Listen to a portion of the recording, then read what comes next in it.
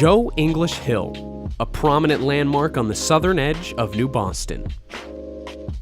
It rises 1,200 feet before dropping 300 feet, creating the iconic cliff face.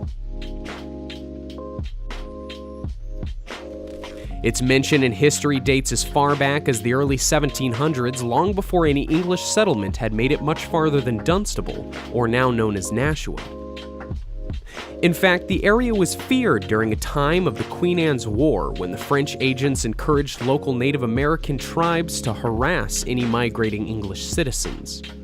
However, atop the precipice lies the tale of how the New Boston centerpiece got its name. In about 1705, there was a native living in this area who was noted for his kindness and friendships with the English. Thus, his fellow tribesmen granted him the name Joe English. But over time, the tribe became suspicious that he was leaking vital information to the English colonists, thus concluding that Mr. English needed to die. So one night, just at twilight, a small group of tribesmen tracked and chased Mr. English from a tree near the Piscataqua all the way to the top of the mountain here.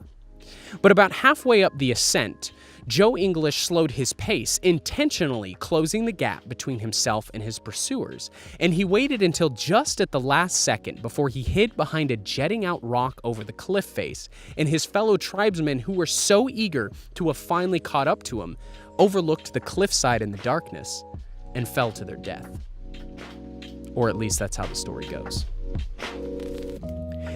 In the later 17 and 1800s, the land around Joe English Hill was plowed and developed by settlers of European descent and remained relatively quiet until the 1940s, when the demands of World War II inspired the construction of a bombing range to assist in Air Force training.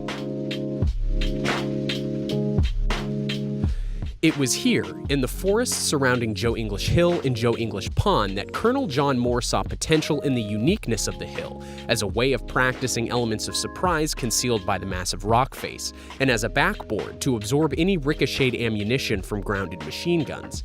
And the pond itself was used as a direct target for bombing exercises and has since been closed off to the public out of concerns for any undetonated explosives that still remain on the land to this day. Today, Joe English Hill remains a stoic ornament to the area and serves hikers, the occasional climber, and New Boston residents as a place to call home.